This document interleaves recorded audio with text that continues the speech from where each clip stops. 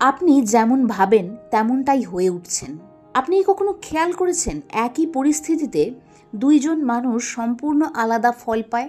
একজন সুযোগ দেখে, অন্যজন ভয় দেখে, একজন এগোয়, অন্যজন থেমে যায়। যদি আমি বলি আপনার বাহিরের বাস্তবতা আসলে আপনার অন্তরের চিন্তার প্রতিফলন, এটি মোটিভেশনাল কথা নয়, এটি আধ্যাত্মিক বিজ্ঞান। আজ আমরা জানব কিভাবে মনকে রূপান্তর করলে আপনার জীবন বদলাতে শুরু করবেই। মন ভীষণ শক্তিশালী। পরমহংস যোগানন্দ বলেছিলেন, মানুষ কেবল দেহ নয়, মস্তিষ্কও নয়, সে চেতনা। চিন্তা হলো সূক্ষ্ম শক্তি।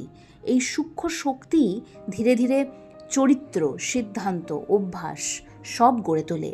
আমরা যা বারবার ভাবি তাই অবচেতনে নেমে যায়, আর অবচেতনই আমাদের বাস্তব আচরণ চালায়।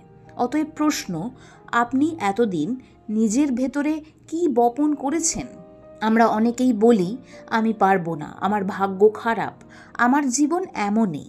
এই বাক্যগুলো কেবল শব্দ নয়, এগুলো অবচেতনের নির্দেশ। পরমহংস যোগানন্দ শিখিয়েছেন অবচেতনকে পুনঃপ্রোগ্রাম করা যায় সচেতন অ্যাফার্মেশনের মধ্যে দিয়ে। আজকে আমি আপনাদের 21 দিনের মন রূপান্তরের একটি অনুশীলন দিতে চলেছি।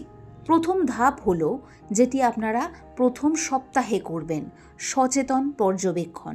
প্রতিদিন রাতে লিখবেন, আজ আমি নিজের সম্পর্কে কি কি নেতিবাচক বাক্য বলেছি।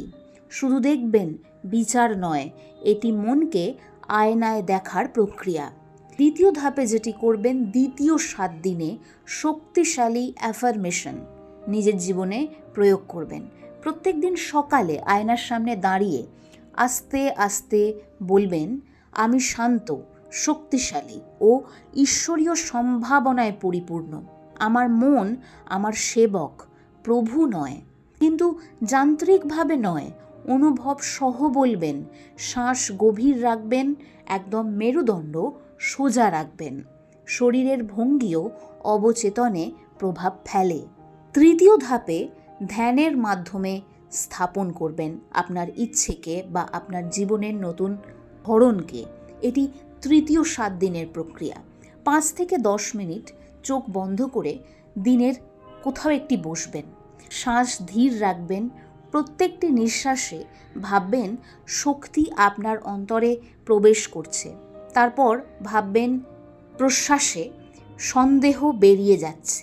অ্যাফার্মেশন এখন শুধু বাক্য নয়, আপনার অন্তরের অনুভব হয়ে উঠছে। আস্তে আস্তে আপনি দেখবেন বাস্তবে আপনার প্রতিক্রিয়ার বদল শুরু হয়েছে। আপনি আর আগের মতো সহজে ভেঙে পড়ছেন না। ছোট সাফল্য আসতে শুরু করবে, কারণ আপনি ভিতরের প্রোগ্রাম বদলাচ্ছেন। একটি গভীর সতর্কতা, এটি কোনো ম্যাজিক নয়, শৃঙ্খলা। মন বহু বছরের অভ্যাসে গড়া, তাই ধৈর্য অপরিহার্য। পরমহংস যোগানন্দ বলেছেন, ইচ্ছা শক্তি হলো আত্মার প্রকাশ। আপনি যদি নিয়মিত থাকেন, ফল আসবেই। আজ থেকেই সিদ্ধান্ত নিন, আপনি কি নিজের মনের দাস হয়ে থাকবেন, নাকি সচেতনভাবে নিজের বাস্তবতা গড়বেন। মনে রাখুন, আপনার চিন্তা বীজ, আপনার জীবন তার ফল। শান্তি, ওম শান্তি, শান্তি।